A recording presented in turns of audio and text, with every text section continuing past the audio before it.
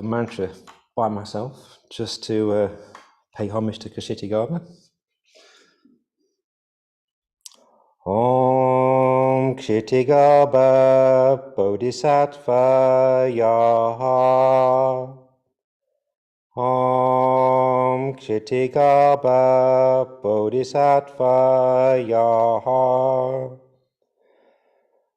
Om Kshitigarbha Bodhisattva Yaha.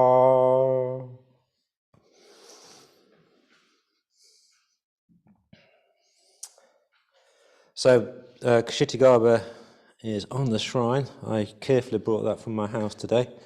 It's quite delicate because it's got a little staff there and it's quite frail on the top, so I was very careful on the bus bringing it. But yeah, so Kshitigarbha it's a funny name to start off with, but on the refuge tree, because this is what we're talking about at the moment, so the refuge tree is on the, if you was facing the refuge tree in a 2D plane, which it's not, but if you was, it's on the left-hand side, and it's with the mythical bodhisattvas. Okay, so it's surrounded by these mythical bodhisattvas. So these are the transcendental ideals that are beyond space and time. On the other side, you've got the arahants.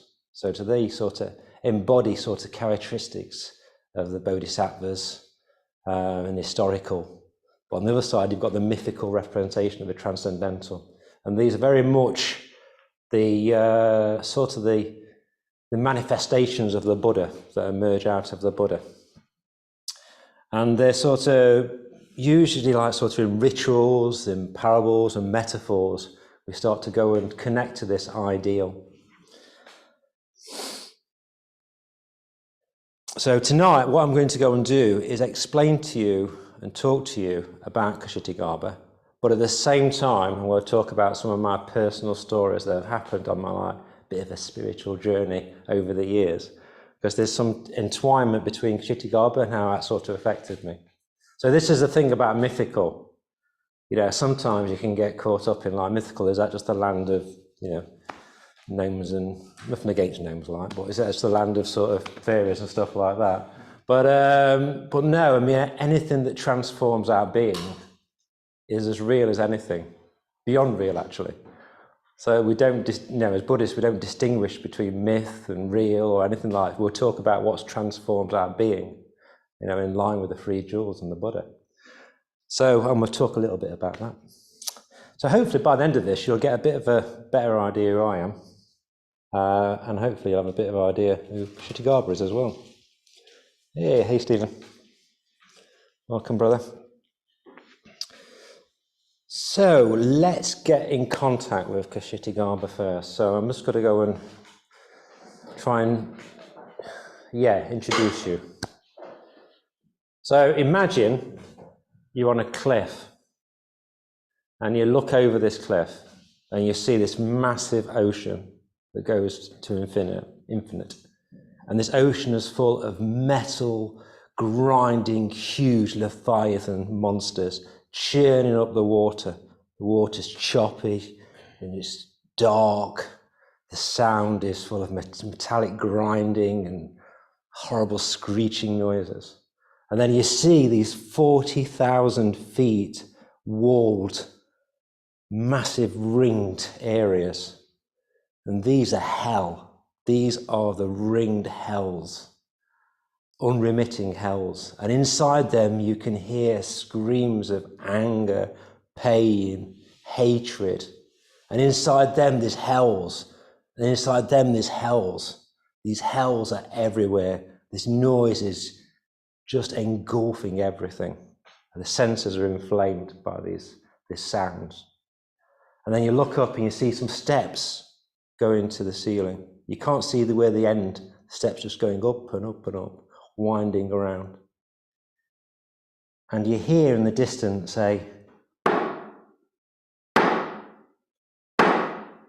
getting stronger and stronger on the steps. And you hear a little sort of ringing sound coming down. And this sound gets louder and louder as it comes down the steps. And as you turn the corner of the steps, you see this beautiful monk in golden, beautiful robes. His robes are they just hang beautifully on him. And he is youthful, a young man. And in his right hand, he holds a staff.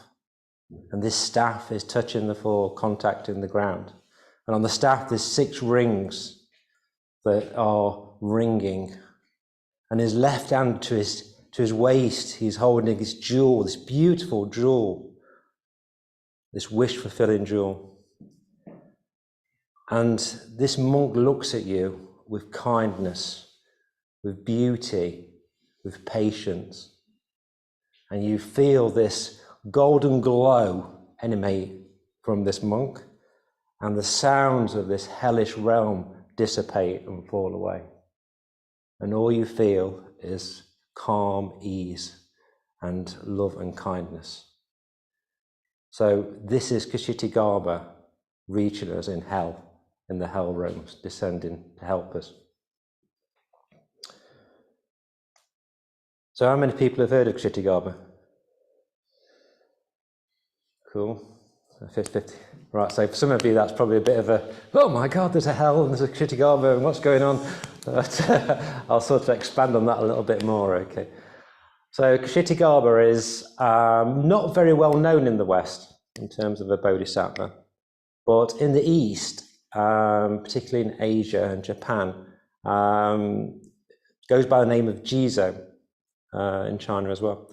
And it's the second biggest, like top trumps bodhisattvas or something. It's the second biggest strength, agility, but it's like the second biggest bodhisattva in Japan. And you find it with shrines everywhere on the streets, and they're kind of stuck in between the most obscure places, like some bank and some, mobile phone shop. And you'll find a beautiful old-fashioned shrine with a Kshitigarbha in there.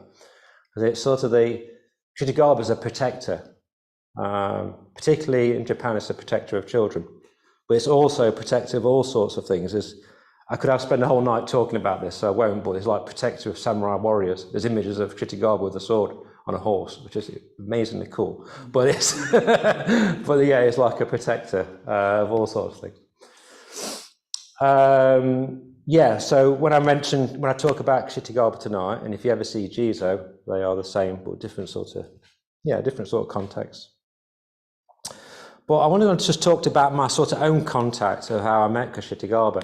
And it was first when I was at Padmaloka, so this is the male retreat centre in Norfolk. And this is probably, I haven't been involved with Buddhism that long, but it was probably my first few retreats. And I can remember going there, and suddenly this massive picture came on the wall in the shrine room. Now the shrine was full of Buddhas and Bodhisattvas, but then there wasn't that many around. On the back wall towards to my right in the corner was this image of this beautiful monk, just sat there cross-legged with a staff holding a jewel. I was kind of, that's the Buddha there. That's a real cool image of the Buddha, because I'm always seeing the Buddha like this. But this is more like a chill-out Buddha, just relaxing with the staff and the jewel and just looking like, I really like that image.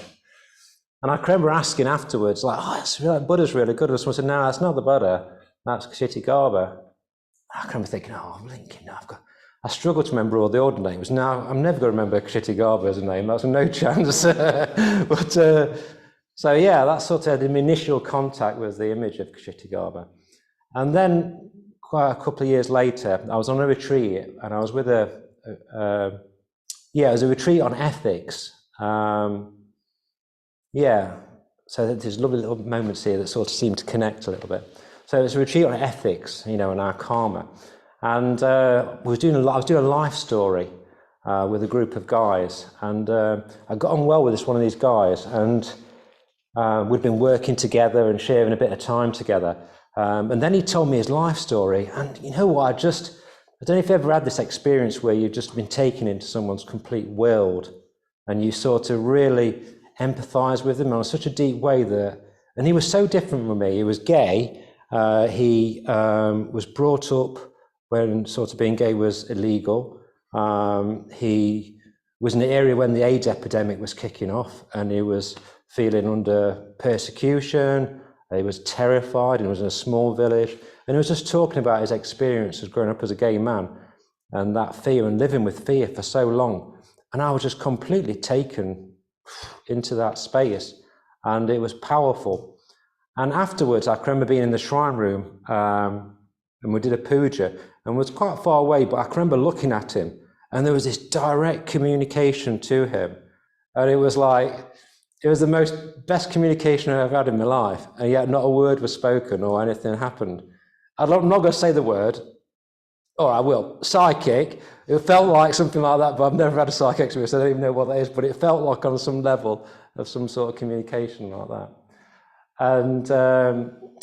And then a couple of years later after that, I met him again, and he was just going off to be ordained. So we're fortunate enough here in our Sangha to have people keep popping off to get ordained. We've got some off in the moment, and we've got some going away next year to be ordained. And he was off to be ordained. And we was talking about, we have this what yidam. So we take up a sadhana practice when we get ordained, and that sort of is something we connect to in some way or another, some figure, Buddha or Bodhisattva that we connect to. And I said, who have you got an idea who you could have for your yidam, for your sadhana? And he went, Kshitigarbha. And I was like, that's interesting. I didn't, figure and know a bit more about him now. And I says, so what's your plans then when you come back from being ordained? He says, I'm going to go and work with people on drug addiction and rehabilitation and stuff like that. And I just thought, it just suited him perfectly from his character. Well, I know someone getting down there and meeting people with deep, deep suffering, that was like sort of, I met him at Padmaloka. And then before I left for ordination, we had a little bit of a ritual here with some of the guys from the group. And one of the guys, Richard, he's not here now, but he chose a Kshitigarbha puja for me. And I don't know why he chose that, because I never talked to him about Kshitigarbha, but he did. And I remember walking out this door here back home, and I was thinking, blinking, no, those words, I loved them. Sometimes when you hear something. I was at work the other day, and I was trying to read, I was dead bored. I'm a support worker, and I was working with one of the guys, and I was sat in his bedroom, we can't have mobile phones now, so I was just sitting there. And I was thinking I need to read something, and all I could find was a book of the Holy Bible, and I started to read Revelation. Couldn't get my head around it. But when I heard about Kshitigarbha, it just went straight to my heart. And so straight afterwards, I went and brought this from Amazon. And this is the Sutra of Kshitigarbha's Fundamental Vows, the Great Vows. So this is the Chinese Sutra. And as soon as I got this, I devoured it. And this is my desert island book, okay?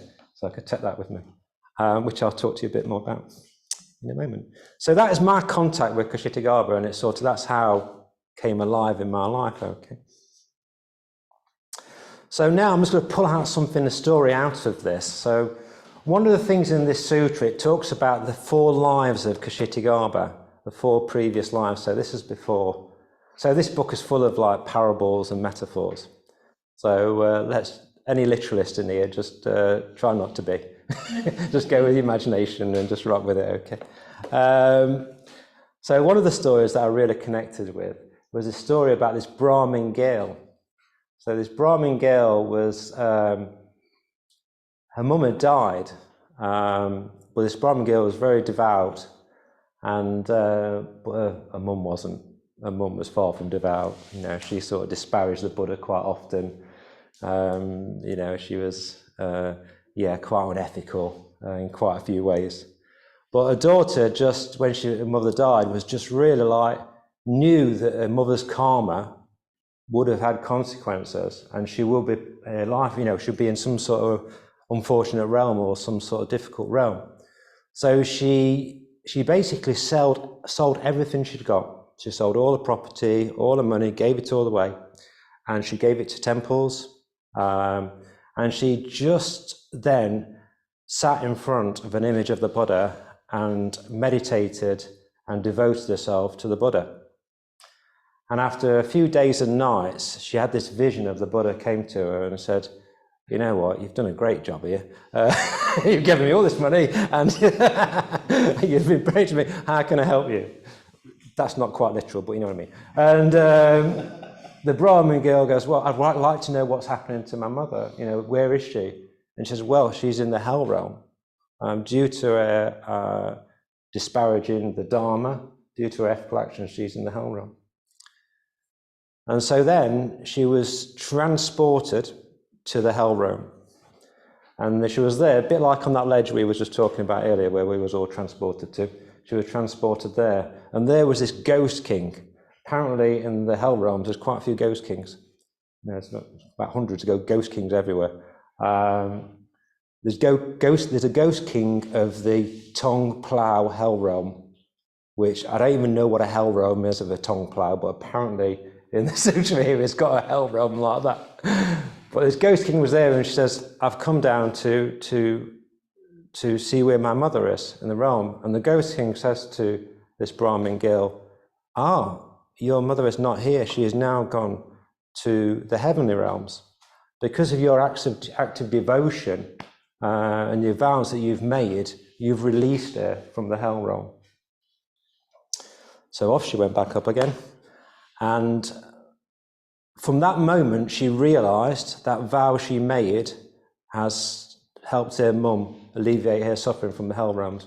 And at that point, she made a vow for all beings to be released from suffering. And this is the start of the Kshitigarbha vow. And there's a few lives on after that. And then that sort of transformed into Kshitigarbha. And there's even one story in here. It's called the bright-eyed girl. It's another mother. And she apparently went to hell because she kept eating turtles and fish eggs. But if you think about it, if you was eating caviar, how many lives are you killing on? Like thousands of lives in the caviar. OMD did a song about the Buddha. Listen to the words of Buddha. And that's about caviar, because it's like, it's the worst thing you could do is eat caviar, apparently. So I hope no one's eating caviar here.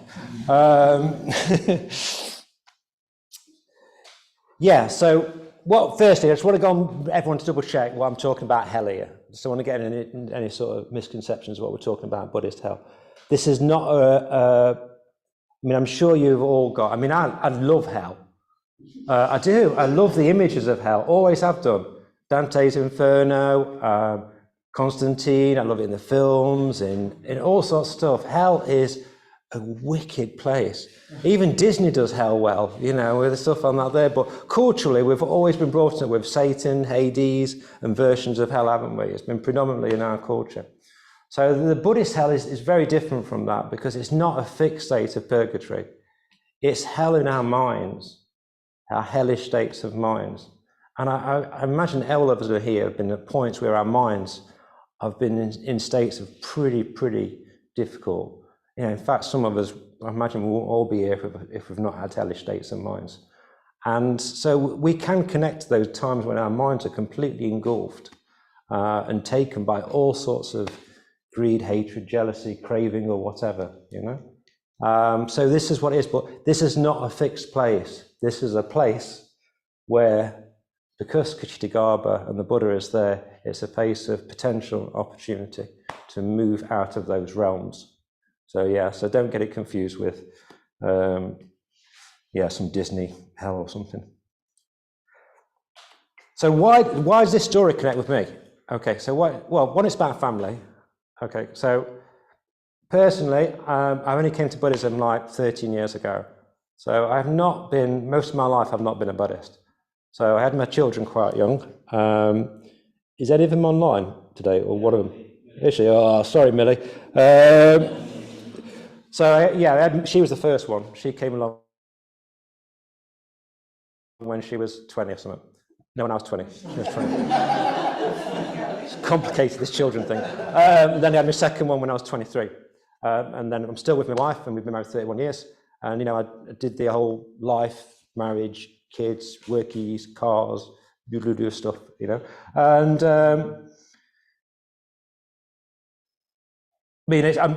by the way, the fact that in this story, this Brahmin girl prayed for the mother to be released from hell. I have kind of got two daughters involved with Buddhism. And so if anything happens to me, I've kind of, hopefully it'll get me out of hell realm sort of thing. where it come to me, my dad died 7 years ago, and there was something about, so my relationship with my dad was, you know, I'm an only child. I mean, is there any only children here? Yeah, you know how it feels, don't you? So we've got loads of it. Yeah. Only children, yeah. So relationship with my dad is like it was kind of like, you know, we didn't hang out together. We didn't go to football matches. We didn't go and, you know, stuff like that. We'd kind of, some ways we just met each other and, you know, we loved each other. But yeah, well, then my dad had cancer, and the last 2 months of his life, I just spent a lot more time with him in that period. And I was very aware he started to talk about things like being terrified, being afraid and being scared. And this is a man that didn't talk like that. In fact, he didn't talk much at all about stuff like that. And he talked about his life. There's a sense of him in coming into contact with his karma. There's something about his life suddenly coalesced and sort of concentrated to a point that his karma started to seem to come through, and he wanted to talk about things, you know. And I can remember at night time, towards the last 2 weeks, I just stayed with him, a group of us did, the family. And it was his last night, and was taken in shifts to be with him. And it was in his own house. So, but I got woken up around about 12 o'clock, and I said, oh, it's your turn, and I think your dad's on the way out at some point because his breathing started to change. So I went upstairs, but I had this real strong sense that I needed to do something with that space. And I've been sort of, you know, going to the Buddhist Centre probably about 4 or 5 years then, or something like that. But I had a real strong sense I needed to do something with that space. It's like a sacredness or something. My dad wasn't into Buddhism at all. In fact, far from it. He would have told me to go and stop turning on that incense, but I ignored that. And I put the incense on. And I just did the green Tara mantra. And I just did that, and I meditated. And my dad passed away. And I just heard his breath catch, and I opened my eyes, and I saw, I saw his eyes. It was brilliant blue, and it was open, and it was looking up. But there was something about that space that was a bit outer-worldly, mysterious. And there was something about that vow, ritual aspect that was in touch with something more profound. And I think this is why I kind of like this story a bit, because I think it's touching in that space of that Brahmin girl sort of reaching out to the mother and her karma. There's something talking to something bigger, more profound. And so I've got my mum left now. His mum's not online if she's out. No, she's not. Okay, I can talk about it then. So my mum, I love her dearly, but she takes all my bodhisattva trying patience, you know. Really does, but I love her so much. But I think what happened is now I'm very much in touch with my mum, and what I'm in contact with is not my mum per se, or me per se. I'm in touch with a bit more the karma of my mum, the karma that I create for myself and for my mum. And when I see her now, there seems to be this bigger perspective around our relationships. And I think actually that's opened up doorways between me and my mum. We're a lot closer now than we ever have been.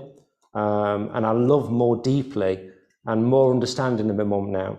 And I think that's a gift, because when I was with my dad, it was kind of a little bit late, was a bit out of sync. My dad had been a bit longer. I might have been connecting with him a bit better, because I love gardening. The moment I'm building a bird table, I'm dead happy doing it. My dad was dead proud of me building a bird table. But at that time, I just wasn't into that stuff like that. So it's kind of a missed out on a time. But me and mum are getting that now. And I think it's sort of working on that karmic level. So that leads me into karma, where we are now. So Kshitigarbha is the protector of karma. So when it goes to hell realm, Kshitigarbha is just concerned about releasing us from suffering and alleviating the karma. So we're dealing with sort of the conditionality, paticca samuppada, this being that becomes, and that process that happens through our experience and the resulting karma from that. That's always at play. That's always at play. And our ethical qualities and our intentions have a massive effect on what happens to our karma. So we need to be clear about karma. This is not a karma of a soul that gets little bits of good, bad attached to it, that slowly brings it down into some perpetual darkness or caste or whatever. The Buddha was very, very clear about that. So whatever happens with our karma, however wrong it goes, it can always, with skillful, positive intentions, we can alleviate that karma and we can work with that. This is a complete fluid in process. It's not a fixed thing. So when we talk about karma, we cannot believe in absolute determinism. We've got to go beyond that and look at everything as potential. And everything is potentially free from suffering. So this is what Kshitigarbha is engaging with, is that potential. And that potential is within all of us to alleviate our suffering for ourselves and others. So yeah, this you can get online, this read, an audiobook, and it's fantastic because the guy who's reading it is in death row. He's got a beautiful voice in America, and he's found Kshitigarbha from the sutras, and he reads it perfectly. In fact, it's exquisite because sometimes you can hear a bit of clanking in the background, and it's a bit like it takes you on that bit, yeah, but it shows you. And so again, I've listened to that sometimes, and it really moves me, hearing someone facing that. So yeah, Kshitigarbha, the guardian of our karma and protector. So I want to talk about an aspect that happened to me once with karma. So I used to be in the dental field. So I used to work in dental practices and stuff like that. And I spent most of my life doing that. And I used to work in this real posh dental practice, like proper private, treating people that have got more money than sense, to make the mouths look like horses sometimes. But anyway, that's but not when I made them. They look nice. But yeah, there was, when I worked in dental practice, there was a sort of problem. One day I walked in and I thought, well, this feels a bit funny. Someone said, "Oh, can you go upstairs?" And I went upstairs into like the boss's room, and the boss was over there and the manager was over there. And I sat down and they said, "Right, have you altered clinical records to make another clinician look bad?" And I was like, I sort of been slapped around the face. And I went, "Well, what do you mean? I don't understand." Named a patient, and there's a patient from about 6 months ago that I treated. And I was being accused of altering the clinical notes to make the clinician look bad because of the treatment or whatever. And I hadn't done, but what it was, we had a new computer system and things got deleted and there was a new process and it all just got, something happened around that. But anyway, they wasn't happy with my answer at all. And they said to me in a very blunt way, "I'm not happy with what you said. You need to leave this building, come back in an hour's time, and you need to have a different answer to that, or else the action will be taken." So I walked out of this practice. I went to the playing field and I started walking around. I was in the hell realm then, basically. My mind was going off everywhere. Oh my God, I'm going to lose my career. I'm going to lose my reputation. I'm going to have no money. My home professionalism that I've built up over the years. So then I rapidly tried to ring people on my phone, a couple of people. They didn't answer. And then I was walking, then I suddenly realized I was completely and utterly alone in this scenario. There was no one else around me to help me in this scenario. Not one person, it was just me. And in that moment, something just clicked. Something just came to me. And I went, I didn't do this, but it doesn't matter. I'm okay. I am utterly, utterly okay. I am all right. I will be all right. This is okay. And I sort of metaphorically touched the floor and I just felt completely and utterly grounded. And then what came from that then, I was sort of the thought of the people involved in that, the boss and the other guy, the manager, then the person that's making the accusation. And I know these people, I've worked with them, and I thought, well, they are feeling sadness about this. This is hurting them as has hurted me. This sadness around all this. And I just walked to work very confidently, very casually, went straight into the office, and I said, I apologise for any actions I've done that have caused any suffering to anybody involved in this. It wasn't my intention. If I have made a mistake in this, I apologise. I'm happy for you to take any action you want to around this, but I'm also happy to talk to anybody around this and try and talk a bit more deeper about this and move on from this. But I do offer any apologies, but I'm happy by any action you're going to take around that.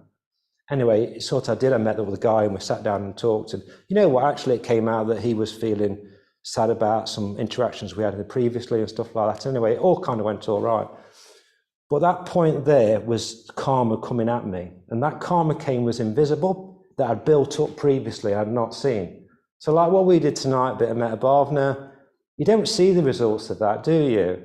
You know, it's not there like, oh, suddenly I'm well happy now and the other person's going to be well happy when I see them. But these things can like build up in our lives like an invisible karma. And who knows when they've got to come and get us and help us? Who knows if we're doing karma that's destructive and unskillful, how that's going to come up and get us? So we cannot take karma lightheartedly. It's something we have to sort of, well, it is happening.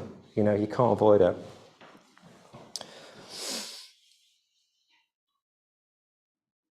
And what came out of that for me was confidence in my practice. So I thought, yeah, this is working. So the confidence came from that. I wondered tonight if I'm going to have enough time to talk about all this, but I think I'm going to be banging on the door, but we'll see. So, from confidence, what comes with that? A vow. So, this is a question to you lot. What do you think if I say vow to you, what's the meaning of vow? Does someone shoot out what you think a vow means? A promise. Okay. Anyone else? Commitment, yeah. An intention. What's that, sorry? An intention. Intention. So, yeah. So the promise to solemnly, you know what I mean. Promise to do a splendid thing, it says here, is in the dictionary. So promise is is one of the things that sort of comes to mind when I used to think of a vow. And you know what, I don't like that.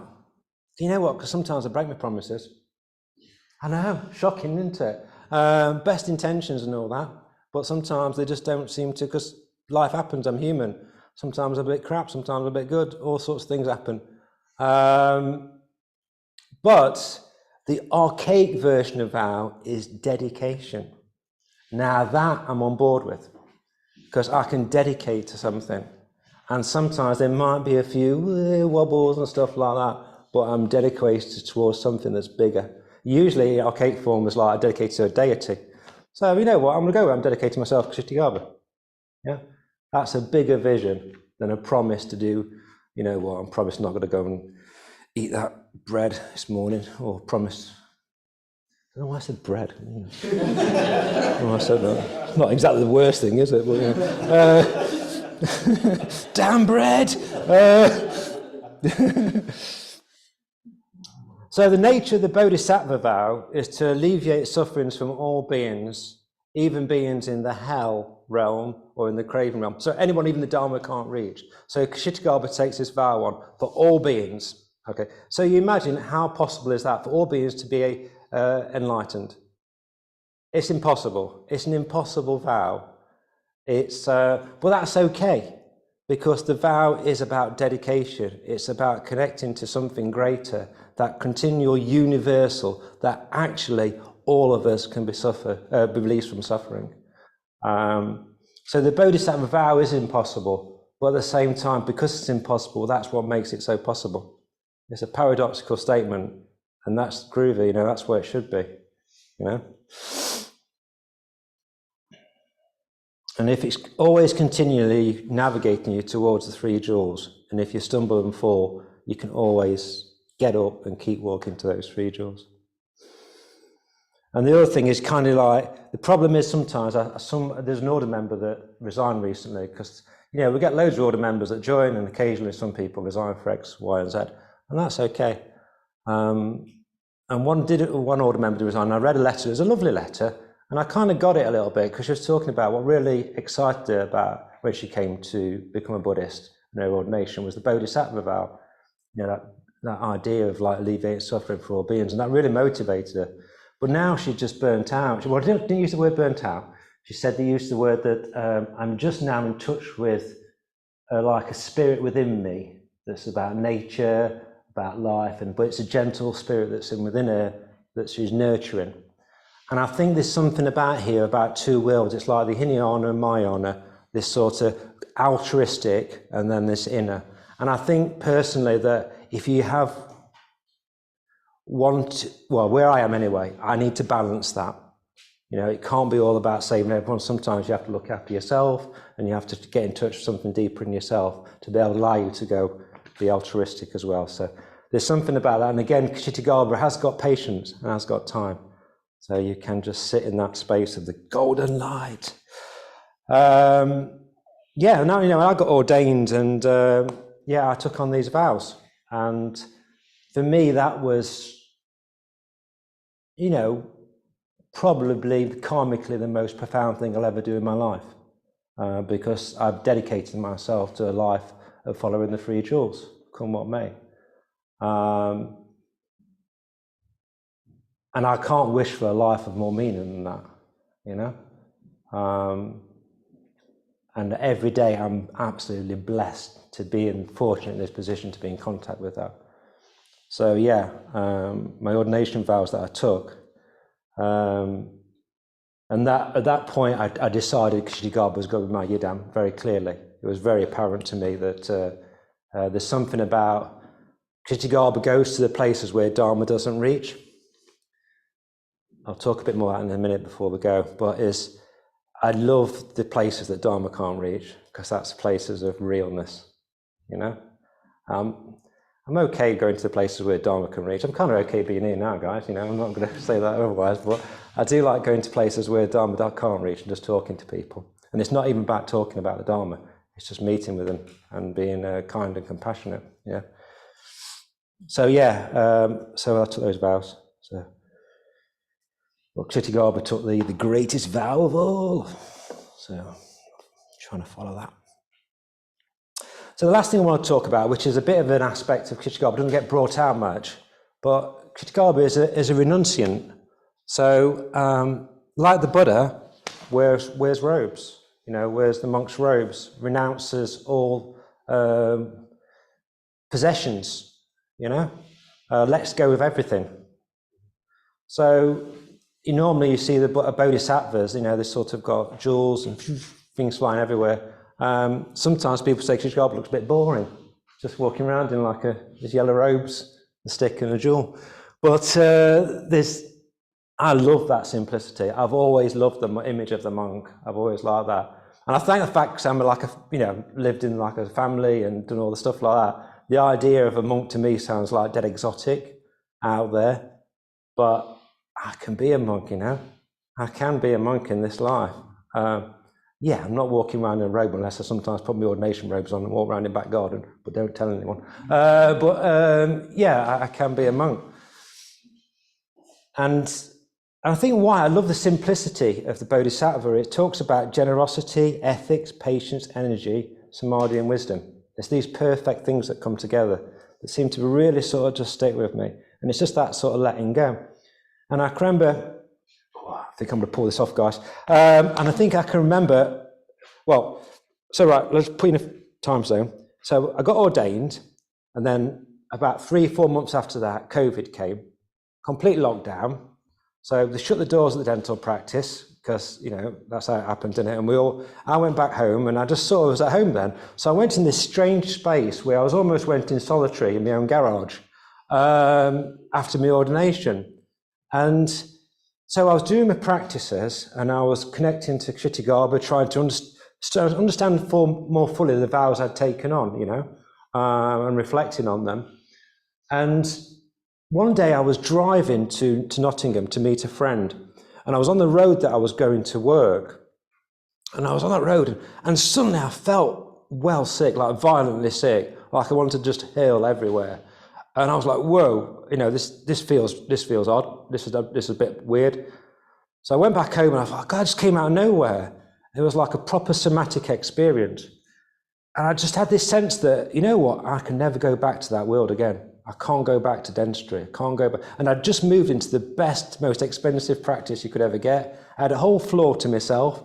I had a massive pay rise. I was probably living the best, 51 now. 50s to 60s would have been a massive career years for me. I repped all my awards and working that day, but I knew I couldn't do it. So in that afternoon, I applied for a job for a support worker locally. I got a telephone interview in the afternoon. I got the job and I handed my notice in the next day. And then I went, and I had, what it was, I got up in the morning, the following morning after feeling sick, and I had this incredible, and this is going to be a bit, apologise for the crudeness of this, but I had a feeling I wanted to just pick up crap. And I was going to use I felt like saying the S word, that's how it felt. I wanted to pick up crap. And it was not, and I've got 2 little dogs and I'm always picking up crap, but this was different crap. I wanted to be right in the meat of it. There's something I wanted to be more real about in my life, you know what I mean? And so what I did, I got this job. Fortunately, my wife, bless her, she's not online, she's like, yeah, she won't be. She was like on my side, you know what I mean? She was with me. And she says, yeah, you do this if you want to do that. So that's what I do now. Now I work about 10 minutes away and I support 5 or 6 lads with learning disabilities. And my job is not a job anymore, it's just life. I love it. I go and wander up there and hang out with these guys, and it is amazing. It's amazing. So that's renunciation for me. I renounced sort of profession, I renounced some sort of ideals of what I was or what I thought I could be. I renounced money in some ways. I'm doing all right, we make do but I've had to alter what I do, lifestyles and stuff like that. But I've never been happy and I've never felt richer, I've completely nailed this, guys. I'm literally going to do this right. I didn't actually plan this at all, at the time-wise. This is so this is a bit of a weird one now for you. And we'll leave on a weird note. So I do a bit of dream work, okay? So I mess around. So I don't know if some of you know Arta Bandhu he's into dreams as well. So I have a bit of this thing going together. So sometimes I have these dreams come in my experience. And sometimes they're big dreams, sometimes they're just, silly little dreams. Sometimes I can become lucid in dreams and I can do all sorts of crazy things like walk through walls and jump up and down and say, oh, I'm in a dream now, and wander around and press things and stuff like that. But I had this dream one day.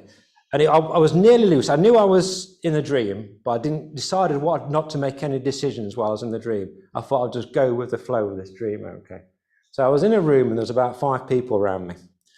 And we was all sitting down and was all relaxing. And we just thought, we're just going to lie down and have a bit of a dose together. So we just lay down. And then suddenly I felt like I was being sucked up, like something was pulling me up in the air. And I opened my eyes and I was in space. I could see a few stars around and I was in deep space. And I looked up and this drop of water came down out of space and hit me on the forehead and dripped down my head. 1, 2, 3. And then I had this incredible sense that Jesus Christ was real.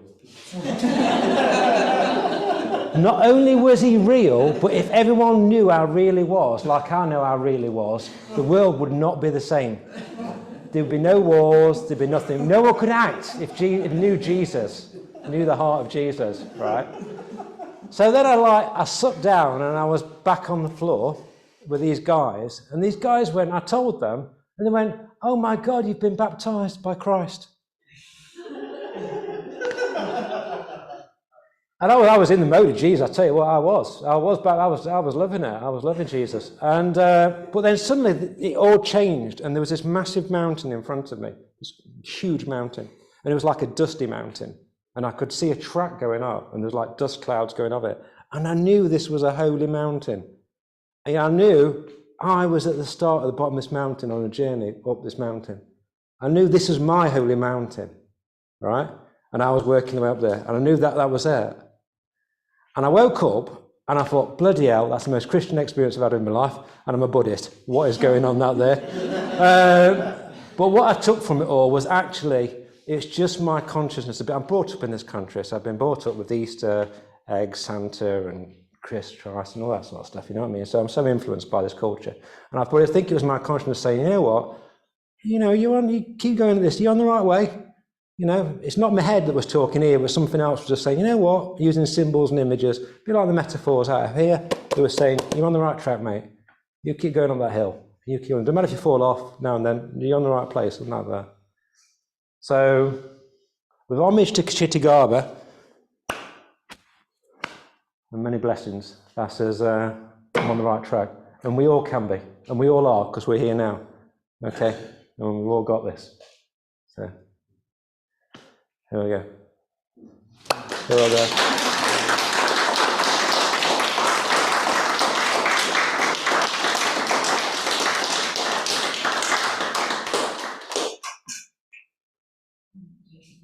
Pleasure.